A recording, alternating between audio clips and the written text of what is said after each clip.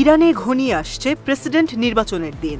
Helicopter দুর্ঘটনায় রাইসের মৃত্যুর পর ২৮ জুন নতুন প্রেসিডেন্ট পেতে অনুষ্ঠিত হবে ভোটাভুটির।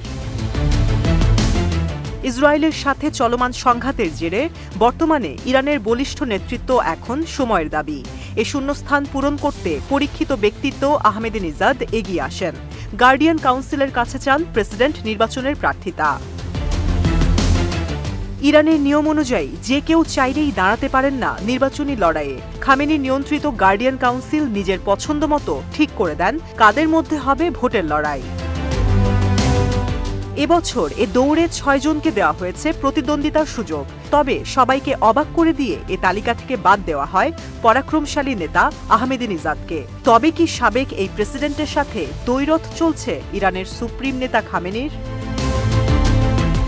যে ৬ জন প্রার্থীর নাম ঘোষণা করা হয় তারা হলেন পার্লামেন্টের স্পিকার মোহাম্মদ বাগের গালিবাফ, পরমাণু কর্মসূচি বিষয়ক সাবেক মধ্যস্থতাকারী সাইদ জালিলি, সাবেক স্বরাষ্ট্রমন্ত্রী মোস্তফা পৌর মোহাম্মদী, তেহরানের মেয়র আলী রেজা জাকানি, বর্তমান ভাইস প্রেসিডেন্ট আমির হোসেন গাজিজাদে হাশেমি ও পার্লামেন্ট সদস্য মাসুদ পেজেশকিয়ান।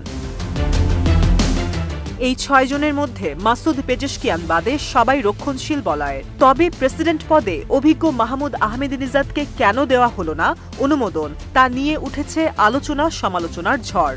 শুধু এবারই নয়, এর আগে ২০১৭ ও ২০২১ সালের প্রেসিডেন্ট নির্বাচনেও অংশ নেওয়ার সুযোগ পাননি তিনি।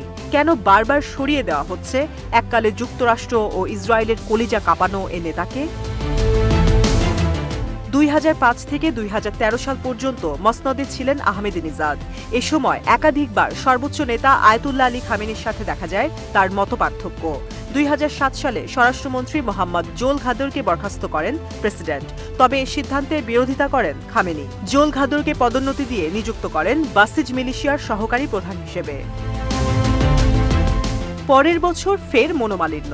২০০৮ সালের শীতে বিপর্যস্ত গ্রামবাসীকে সস্তায় গ্যাস সরবরাহের সিদ্ধান্ত নেন আহমেদিনেজাদ। এই সিদ্ধান্তেরও বিরোধিতা করেন খামেনি। সে সময় প্রেসিডেন্টের বিরুদ্ধে বক্তব্যও দেন তিনি। বলেন, কিছু যুগান্তকারী উদ্যোগ নিলেও নানা ভুল রয়েছে আহমেদিনেজাদের রাষ্ট্র পরিচালনায়। ১ বছর পর ফের দ্বন্দ্ব।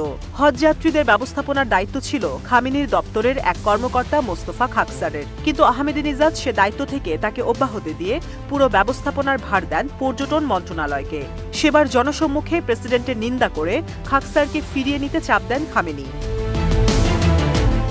এভাবে মেয়াদের পুরোটা সময় আপোষহীন থাকায় দফায় দফায় আহমেদিনেজাদ জড়ান দ্বন্দ্বে, খেপিয়ে তোলেন গুরুত্বপূর্ণ ব্যক্তিত্বদের।